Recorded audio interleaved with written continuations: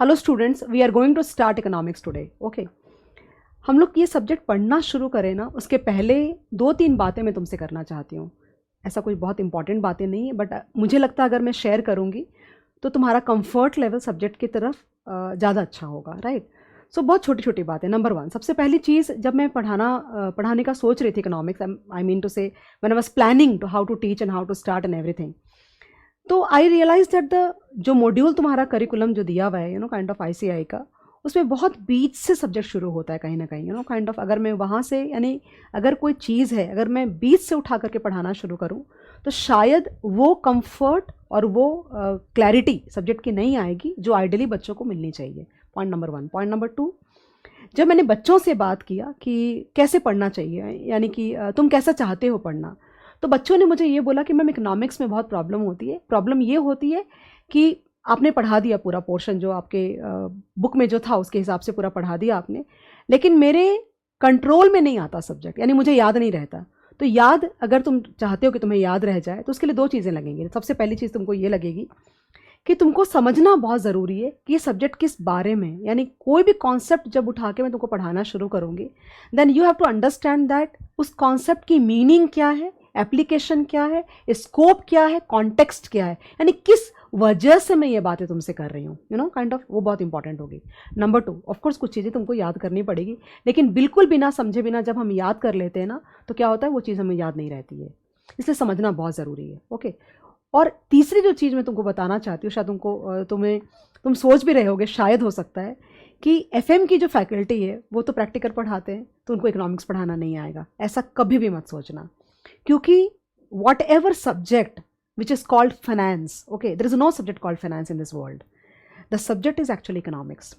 तो जो भी इकोनॉमिक्स के फंडामेंटल्स होते हैं, इकोनॉमिक्स के जो लॉजिक्स होते हैं, जो रीजनिंग होती है, जो मॉडल्स होते हैं, वही सारा जब हम क्वांटिफाइड तरीके से किसी क्वांटिफाइड टेक्निक के साथ में यूज़ करते हैं, प्रैक्टिकल लाइफ का डेटा अप्लाई करते हैं और उसको मॉडल में डालते हैं, तो वो फाइनेंस बन जाता है। लेकिन जो सब्जेक्ट मैं तुमको पढ़ा रही हूँ, या मैं खुद पढ़ी इतने सालों में, फाइनेंस जिसको बोल रहे हो, वो एक्चुअली इकोनॉमिक्स था।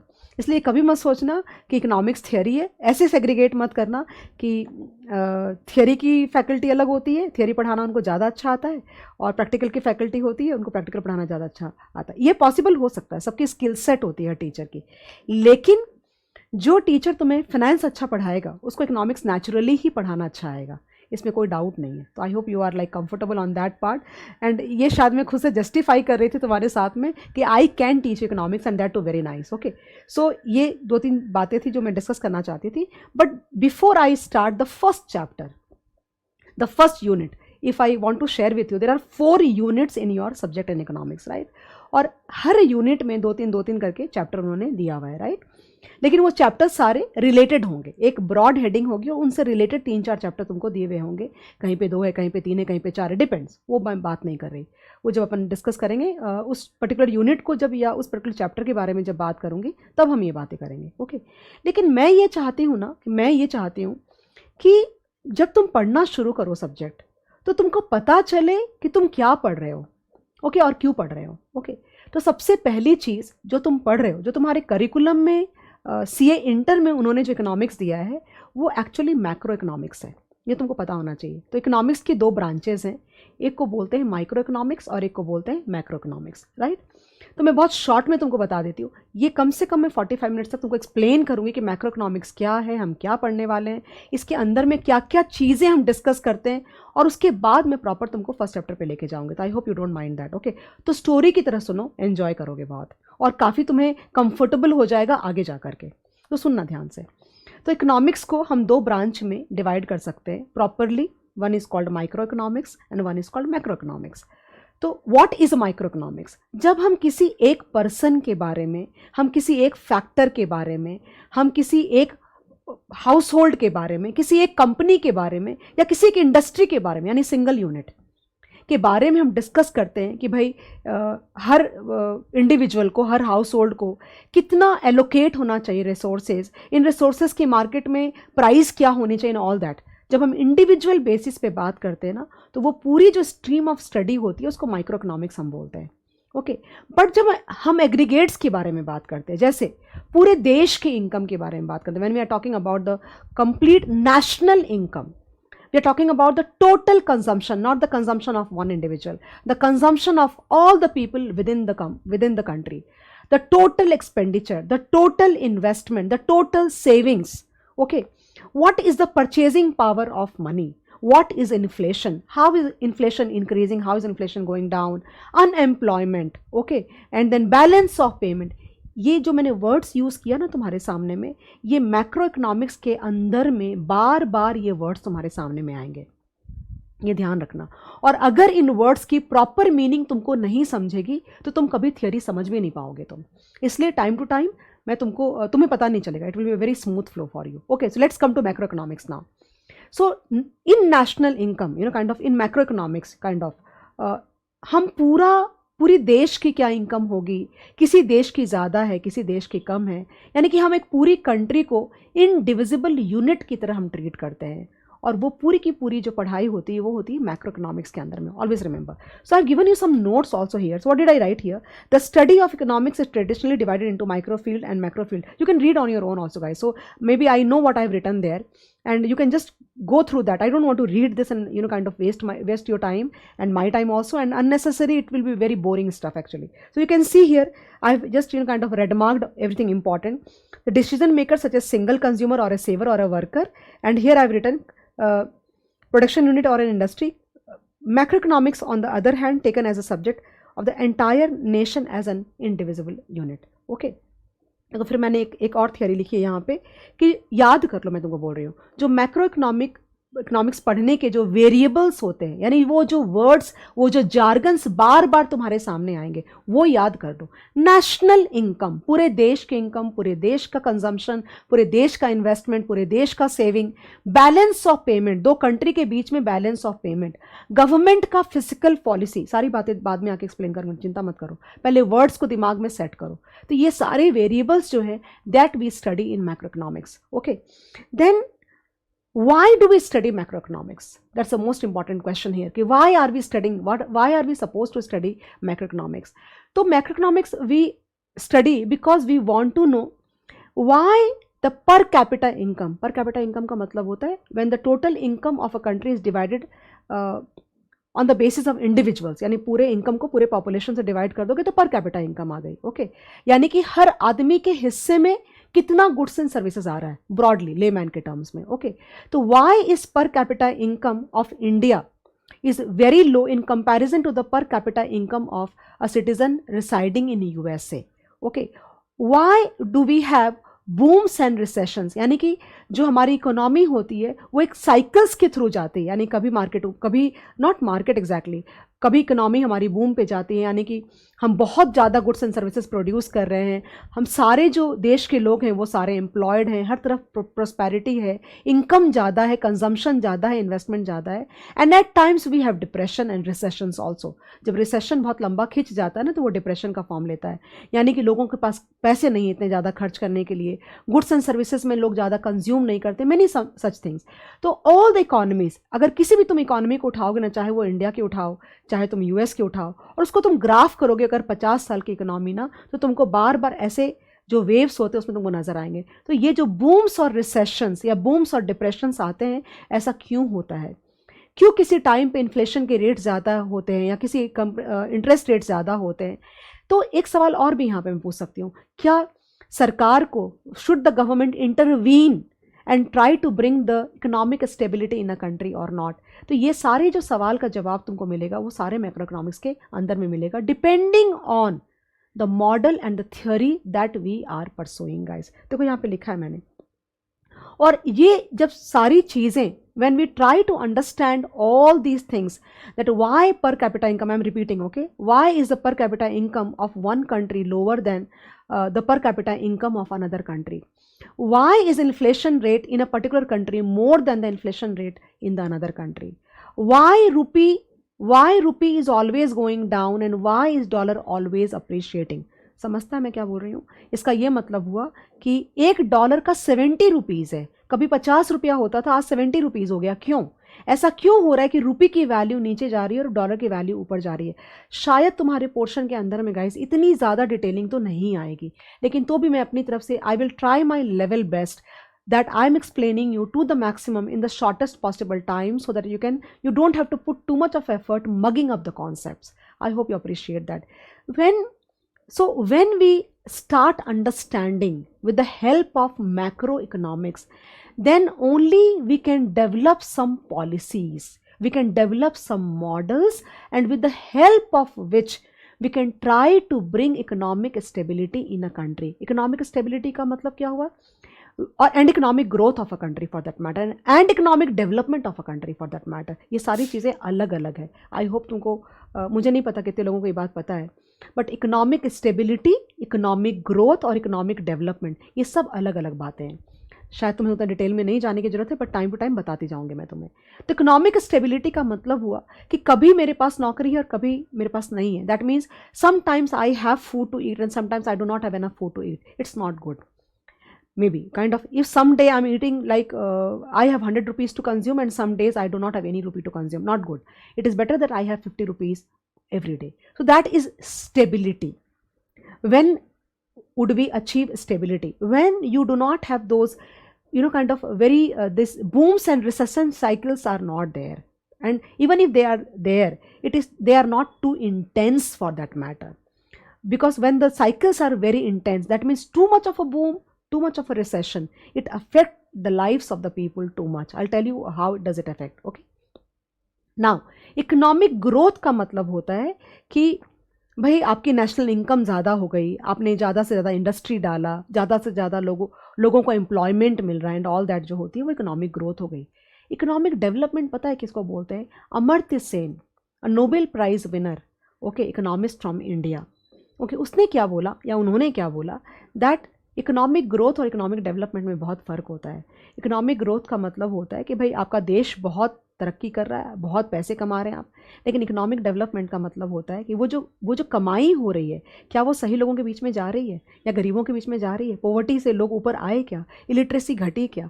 सिकनेस घटी क्या? तो ये इकोनॉमिक डेवलपमेंट हो गई. मैं ज़्यादा डिटेलिंग नहीं करूँगी वरना तुम बोर हो जाओगे.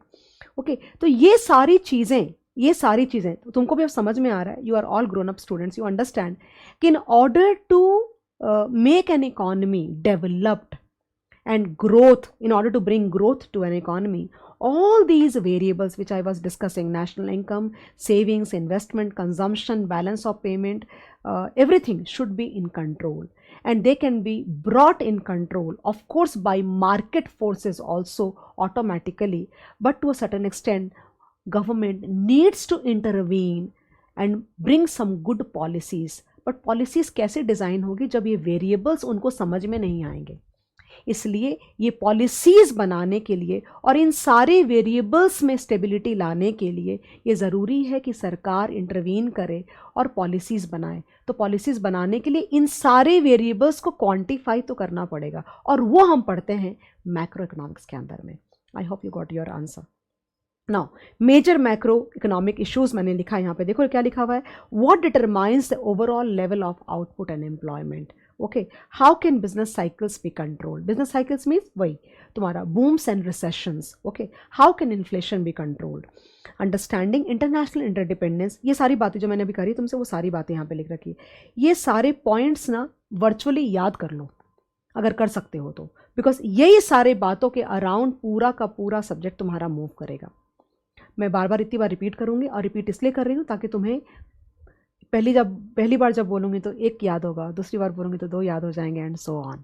आई hope you got the point. Okay, now जो बहुत इंपॉर्टेंट चीज़ मैं तुमसे बात करना चाहती हूँ, जो मुझे आई डोंट नो बुक में मैंने बहुत गहराई से नहीं देखा कि उन्होंने प्रॉपरली दिया है कि नहीं दिया है, बट मुझे लगता है ये पढ़ाने के बाद अगर मैं सब्जेक्ट को पढ़ाना शुरू करूँ जो ICI का करिकुलम है, तो काफ़ी सारी चीज़ें मेरे लिए ईजी हो जाएंगी. देखो, मैंने सोचा एक बात कि मैं ना ऐसा लाइन बाय लाइन जो उसमें लिखा हुआ मैं उसको फॉलो नहीं करूँगी. वो जो उसमें दिया हुआ है, जो तुमको पढ़ना है, जो तुमको आना चाहिए और तुम्हें सम सॉल्व करना है, वो मैं पूरा करा लूँगी. और फिर टिक टिक टिक टिक करके मैं सारे जो टॉपिक्स हो रखे हैं मैं तुमको दिखा दूँगी. देखो उन्होंने ये लिखा हुआ है, तो ऑब्वियस सी बात है जब मैं पढ़ा चुकी रहूँगी तो तुम ईजिली उसको कैच कर लोगे. लेकिन मैं लाइन बाय लाइन ऐसा नहीं करूँगी. It will be very boring for both of us actually.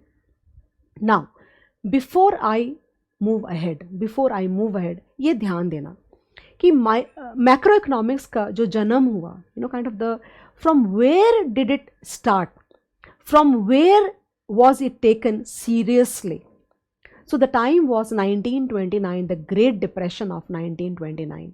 तो ये जो पढ़ाई है ना, ये जो स्टडी है मैक्रो इकोनॉमिक्स की, इसको तुम बहुत कंफर्टेबली दो पार्ट में डिवाइड कर सकते हो. ओके, एक को बोलते हैं classical thought of macro economics और दूसरे को बोलते हैं Keynes. Keynes is a very famous economist जिन्होंने who brought, it is also known as Keynesian revolution. So classical and Keynesian school of thought in terms of macro economics, majorly तुम्हें यही पढ़ना है.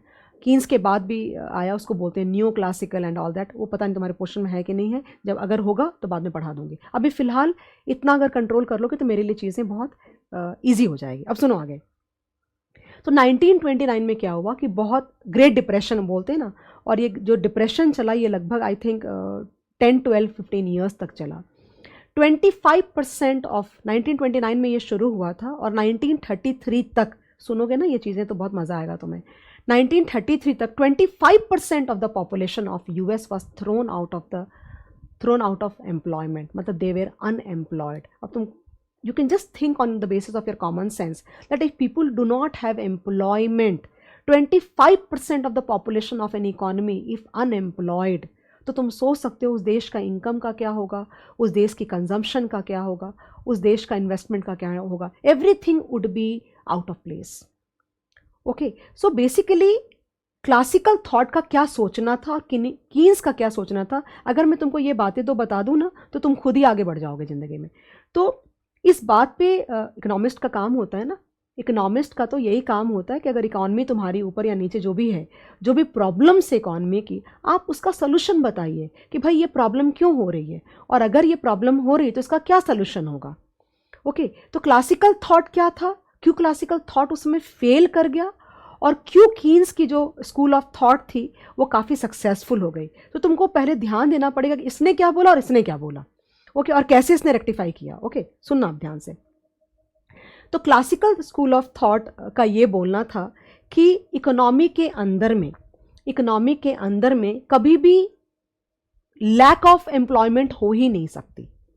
मतलब वो लोग इस बात को एक्सेप्ट ही नहीं कर रहे थे कि अनएम्प्लॉयमेंट जैसी भी चीज़, जब मैं अनएम्प्लॉयमेंट बोलती हूँ ना तो ये मत सोचना कि मैं सिर्फ किसी इंसान के अनएम्प्लॉयमेंट के बारे में बात कर रही हूँ. नहीं, जब मैं अनएम्प्लॉयमेंट की बात, ऑफ कोर्स मैं लोगों के अनएम्प्लॉयड होने के बारे में बात कर रही हूँ. मतलब लोग अनएम्प्लॉयड हैं तो वेजेस सैलरीज नहीं मिल रही हैं, घर पे बैठे हैं, खाने को नहीं, ऐसा ऑफ कोर्स वैसा है. लेकिन इसका ये भी मतलब होता है एक और, that the productive capacity of an economy is underutilized और इट इज अनयूटिलाइज्ड. इसका ये भी that also means unemployment. Okay, so as per the classical school of thought, उन लोगों ने ये बोला कि किसी इकोनॉमी के अंदर में अनएम्प्लॉयमेंट या अंडर एम्प्लॉयमेंट हो ही नहीं सकता. The economy is always fully employed. समझ में आ रहा है मैं क्या बोल रही हूँ. तुम बोलोगे मैम कैसे, तो लॉजिक भी दिया उन्होंने क्या बोला, ये तुमको समझता है क्या कि हम फैक्टर्स ऑफ प्रोडक्शन होते हैं, ये पता है तुम्हें, मैं अज्यूम कर रही हूँ बिकॉज तुमने इकोनॉमिक्स पहले भी पढ़ा हुआ है. फैक्टर्स ऑफ प्रोडक्शन होते हैं, यानी कि जो भी बिजनेस होता है ना, जो भी बिजनेस, मान लो कि दो तुम एंटिटी को ले लो, किसी इकोनॉमी के अंदर में दो एंटिटी को ले लो, एक ले लो फर्म और एक ले लो हाउस होल्ड. ठीक है ना. तो चार चीज़ें, 4 factors are required for production and production of goods and services for that matter. Okay, क्या क्या चाहिए होता है बताओ. लैंड चाहिए होता है, ओके, लेबर चाहिए होता है, और क्या चाहिए होता है, कैपिटल चाहिए होता है, और एंटरप्रेन्योरशिप चाहिए होती है, पता है ना. तो जो हाउस होल्ड होता है वो फर्म को क्या देता है, वो 4 फैक्टर्स ऑफ प्रोडक्शन देता है. लैंड देते हैं, लेबर देते हैं. तो लैंड जब देते हैं वो लोग तो फर्म उनको क्या देती है, रेंट देती है.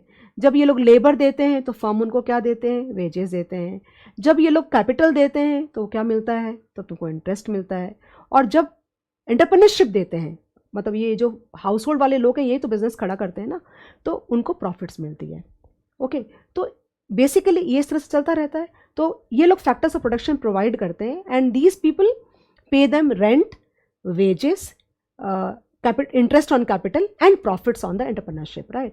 Same factor, same earning, you can call this money as earning, factor income you can call a proper word.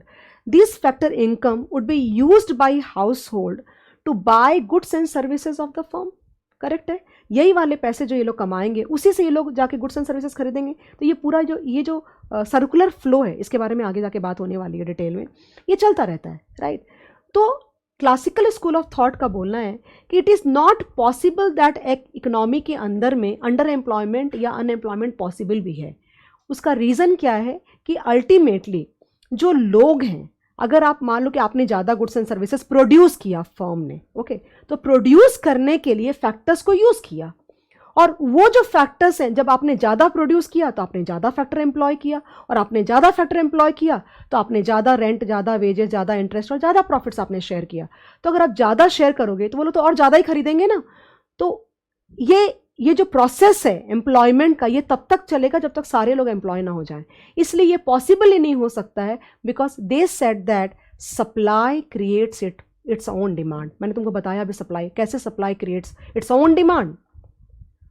These people who supply this factor services, they earn income and they are the people who are going to buy the goods and services. So it is not possible that there would be underemployment or unemployment in the economy.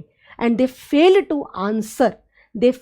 to answer कि economy के अंदर में इतनी बड़ी unemployment क्यों आई, and why 25% of the people were thrown out of the employment, and why there was so much of depression in the economy, so much of recession in the economy. Okay, तो वो लोग नहीं बता पाए। तो उस समय ये क्लासिकल स्कूल ऑफ थॉट को बहुत क्रिटिसाइज किया गया। एंड एक यू नो व्हाट, कीन्स ने एक नई थियोरी प्रोपाउंड करी उस समय पे, और उसने अपने लॉजिक्स बताए। In fact classical school of thought ने उन्होंने ये भी बोला कि बेसिकली ये जो इकोनॉमी होती है ना, फ्री मार्केट फोर्स जो होता है, फ्री मार्केट इकोनॉमी जो होती है, वो ऑटोमेटिकली ऑपरेट करती है। ओके, मैं तुमको आगे जाके दिखाऊंगी कि वो क्या बोलना चाह रहे हैं। ऑटोमेटिकली ऑपरेट करते हैं, मतलब मतलब I have read some word that's called like invisible hand. मतलब फ्री मार्केट के अंदर में एक इनविजिबल हैंड होता है, जो कि अगर ये मिसमैच क्रिएट भी अगर हुआ तो वो अपने आप ही अपनी जगह पे आ जाएगा, किसी को इंटरवीन नहीं करना चाहिए। और ये जो दिक्कतें आती हैं ना इकोनॉमी में, as per the classical thought, ये दिक्कत तब आती है क्योंकि गवर्नमेंट इंटरवीन करते हैं, क्योंकि ट्रेड यूनियंस इंटरवीन करते हैं, और जो ऑटोमेटिक मूवमेंट हो रही है इकोनॉमी के अंदर में डिमांड सप्लाई की, ये लोग उसको जाकर के इंटरफेयर कर देते हैं। उन लोग का ये बोलना था। ओके, लेकिन कीन्स ने गाइस पूरी की पूरी थ्योरी को चेंज करा, और उसने अपनी एक नई बात रखी। एक डीप ब्रेथ लो, उसके बाद कीन्स की थ्योरी शुरू करते हैं। So I have given here, we can divide this into 3 categories: major schools of thought in macroeconomics, classical school of thought, Keynes theory, and new classical school of thought. तो मैंने जो discuss किया classical school of thought था, और अभी Keynes की theory अपने को डिस्कस करते हैं। Take a deep breath please.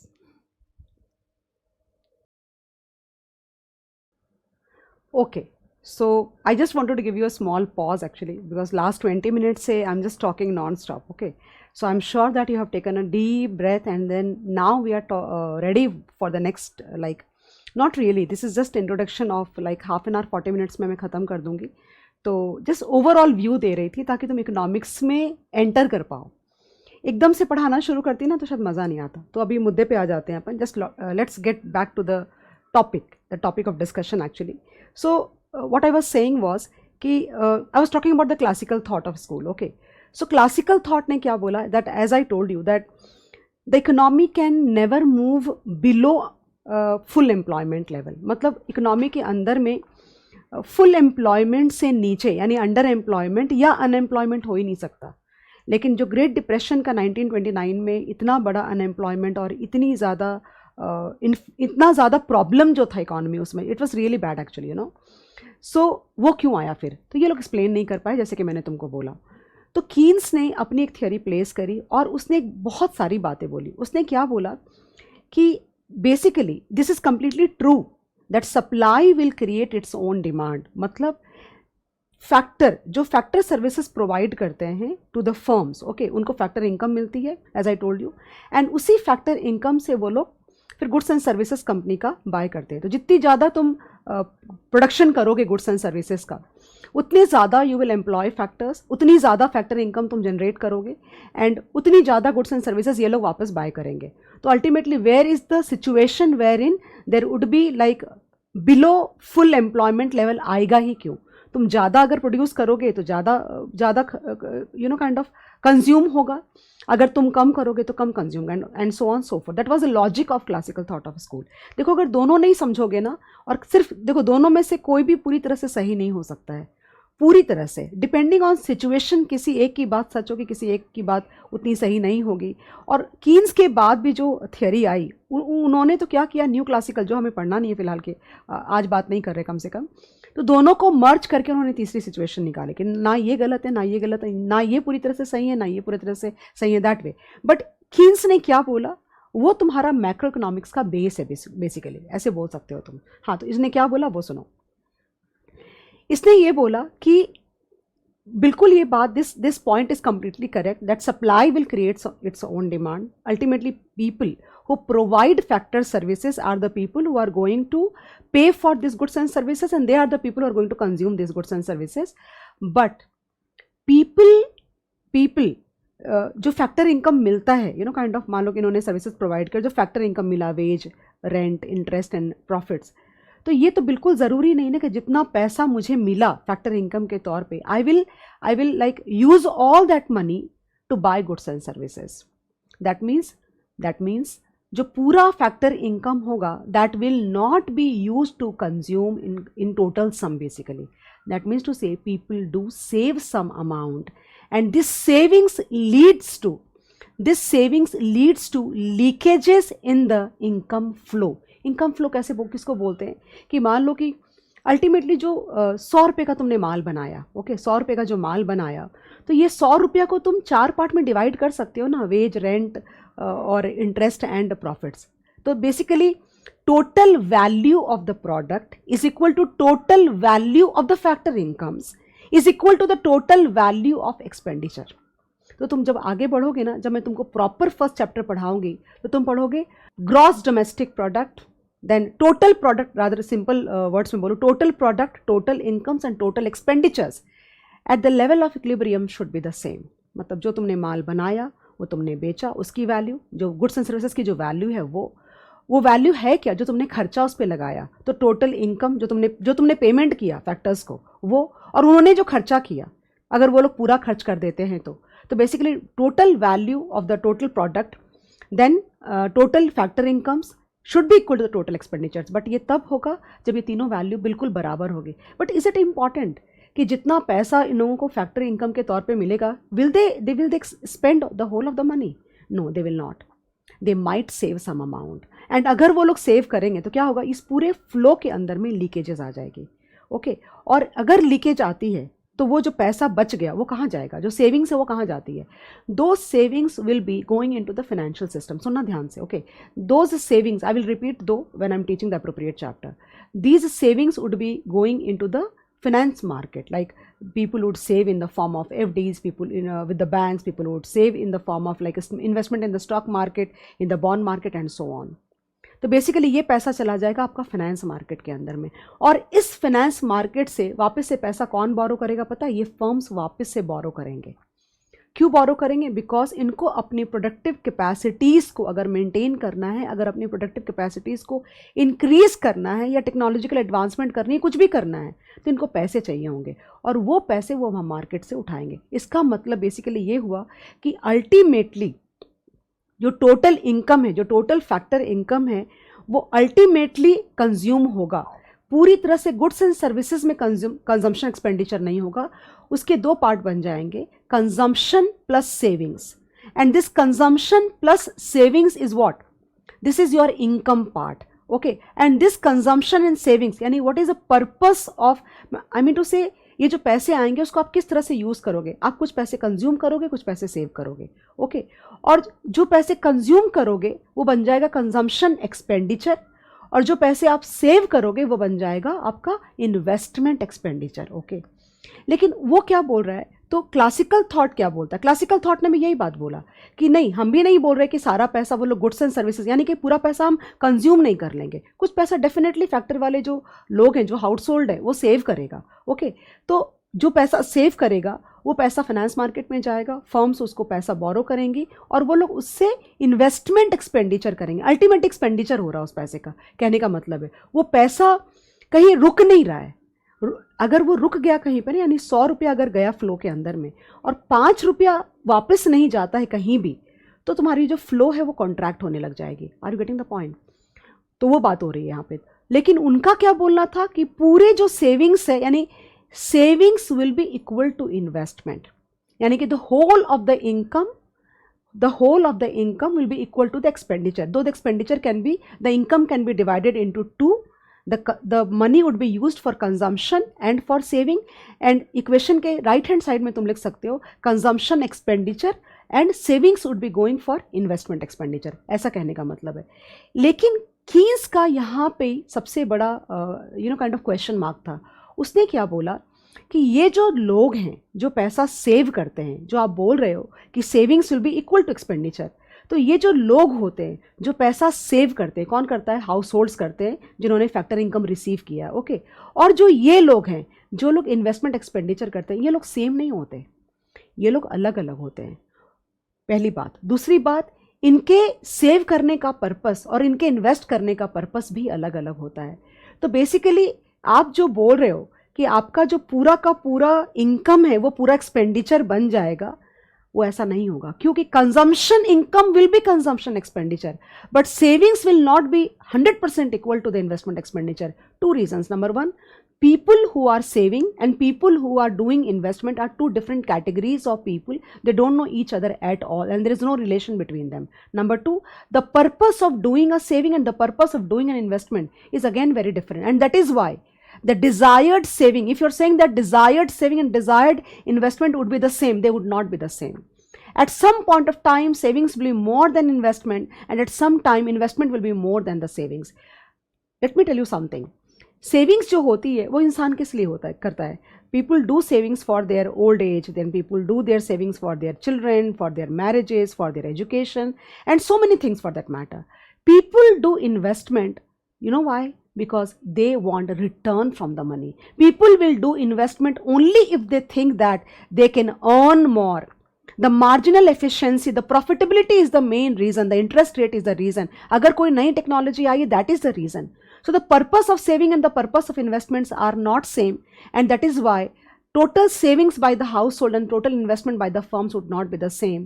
That means to say he वो जो क्या बोलना चाहता है वो ये बोलना चाहता है कि क्योंकि ये दोनों बराबर नहीं हो सकते, and that is why there is a possibility that दोनों के intentions अलग हैं, सेव करने के और इन्वेस्ट करने के। तो there is a possibility that अगर इन्वेस्टमेंट सेविंग से कम हुई तो क्या होगा? आपका जो सर्कुलर फ्लो ऑफ इनकम है वो क्या होगा? वो कम हो जाएगा, वो छोटा हो जाएगा, वो स्मॉल हो जाएगा, okay, and that is quite possible. So he says, he gave the reasons for recession and depression. He said that the market is guided by supply and demand. उसके हिसाब से मार्केट में रिसेशन तब आता है जब डिमांड में deficiency आ जाती है। अब तुम बोलोगे मैम डिमांड में डेफिशिएंसी क्यों आ जाएगी? डिमांड में इसलिए डेफिशिएंसी आ जाती है क्योंकि अगर मान लो कि अगर किसी, एक एग्जांपल तुमको बोल रही हूँ, अगर किसी फर्म को ये लगा कि इस इन्वेस्टमेंट के अंदर में प्रॉफिटेबिलिटी नहीं है तो पैसा इन्वेस्ट नहीं करेगा, और अगर वो, या फिर तुम ऐसे भी सोच सकते हो कि उसने बहुत सारा माल बना लिया और लोगों ने पैसे ज़्यादा सेव कर लिए, तो क्या होगा? वो जो पैसे जाने चाहिए थे वापस गुड्स एंड सर्विसेज को बाय करने के लिए वो नहीं गए, तो क्या होगा? माल तुम्हारा पड़ा रह जाएगा। तुम्हारा जो रिटेलर है वो होलसेल से डिमांड नहीं करेगा, होलसेलर प्रोडक्शन हाउस से डिमांड नहीं करेगा, और माल तुम्हारा पड़ा रह जाएगा। तो अगर if you have a pile up of the goods and services तो क्या होगा? The production houses will start contracting their businesses and they will start laying of the people, वो लोगों को निकालने लग जाएंगे, and that is where underemployment or unemployment will start occurring. Okay, so he says that the major reason of recession and then depression is a deficiency of the demand in the market. Market में enough demand नहीं है, consumption के लिए भी नहीं है और investment के लिए भी नहीं। इन्वेस्टमेंट के लिए क्यों होगी? जब उतना ही माल नहीं तुम्हारा खप रहा है तो फिर तुम और इन्वेस्टमेंट करके क्या करोगे?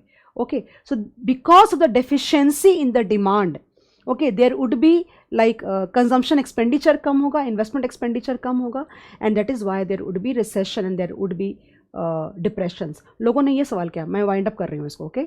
लोगों ने ये बोला तो इसको कैसे कम करें, तब उसने ये बात बोली, कीन्स ने ये बात बोला कि अगर इस गैप को हम फिल करना चाहते हैं तो गवर्नमेंट को इंटरवीन करना पड़ेगा, गवर्नमेंट को इन्वेस्टमेंट करना पड़ेगा, गवर्नमेंट को एक्सपेंडिचर अपने बढ़ाने पड़ेंगे, गुड्स एंड सर्विसेज के, उनको इन्वेस्टमेंट एक्सपेंडिचर करना पड़ेगा, सो दैट कि वो जो गैप क्रिएट हो गया है उस गैप को वो लोग फुलफिल कर पाए। एंड जैसे जैसे कीन्स ने बोला, सारी गवर्नमेंट्स ने, UK, US, Germany, all the governments did the way he guided, and the government actually intervene and they increased lot of their. Government भी बाय करती है ना, डिफेंस के लिए, वेलफेयर के लिए, स्कूल के लिए, कितने सारी चीज़ों के लिए बाय करते हैं, इन्वेस्टमेंट भी करते हैं, रोड्स बनाते हैं, हाईवेज बनाते हैं, डैम्स बनाते हैं।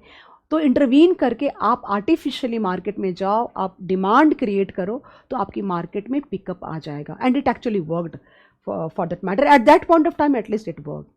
सो जो बात क्लासिकल थॉट ऑफ स्कूल ने बोला था कि गवर्नमेंट की वजह से ही एक्चुअली सारा गड़बड़ हो जाता है, तो इन्होंने बोला कि नहीं, गवर्नमेंट का टाइम टू टाइम इंटरवीन करना बहुत ज़्यादा ज़रूरी होता है। So that is what I have written here guys. I hope कि तुमको एक आइडिया मिला कि मैक्रो इकोनॉमिक्स में बेसिकली तुमको क्या पढ़ना है।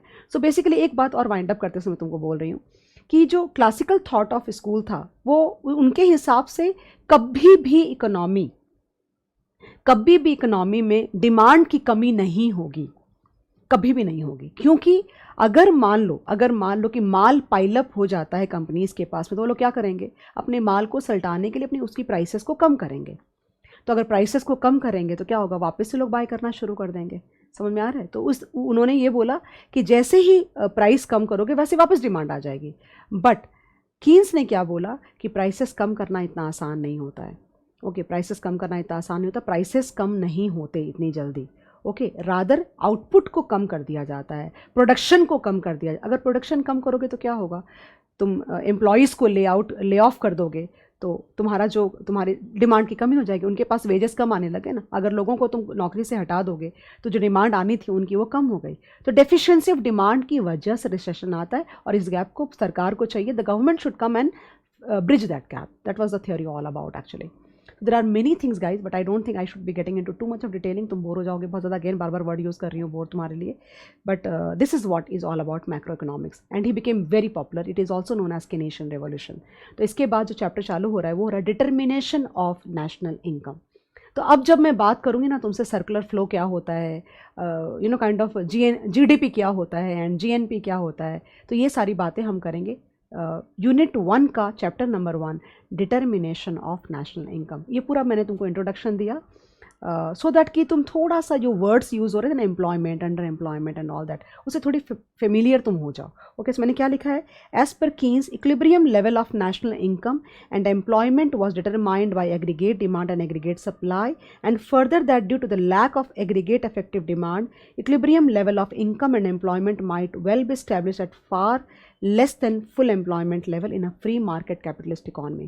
उसने क्या बोला पता है तुमको, एक बात और एक्स्ट्रा बोल रही हूँ, दैट अपने आप से, जैसे क्लासिकल थॉट ने बोला कि अपने आप से ही वो लोग वापस इक्विलिब्रियम में हो जाएंगे, आ जाएगा फ्री फोर्स जो इकोनॉमी का डिमांड सप्लाई का चलता है। इसने बोला नहीं, अपने आप से नहीं होगा, इसको आर्टिफिशियली इम्प्रूव करना पड़ेगा, गवर्नमेंट को इंटरवीन करना पड़ेगा। Okay, then they say he says that this causes involuntary unemployment of labor on the hand and excess productive capacity. Naturally आपका जब माल नहीं बिक रहा है तो क्या होगा, आप लोगों को हटा देते हो तो लोग अनएम्प्लॉयड हो जाते हैं, और आपकी जो प्रोडक्टिव कैपेसिटी है वो यूटिलाइज नहीं हो रही 100%, राइट।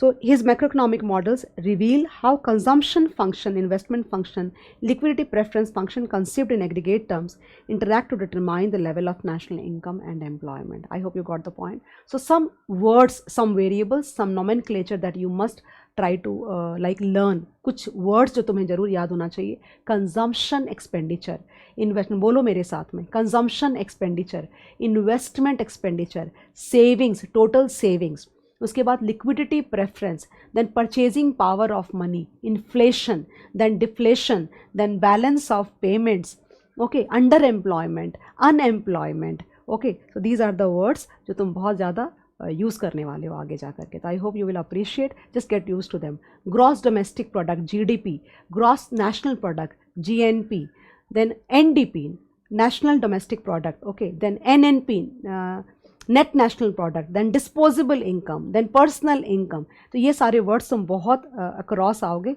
दिमाग में बिठा लो। अगर मीनिंग समझेगी तो हम अपन ईजिली आगे बढ़ेंगे। I hope you could like understand the full introduction of the macroeconomics, that how it started actually. Okay, so I think we will go ahead and quickly start with the first chapter, determination of national income. तब तक वापस एक बार तुम deep breath ले लो, फिर हम अपने आगे बढ़ रहे हैं। Thank you.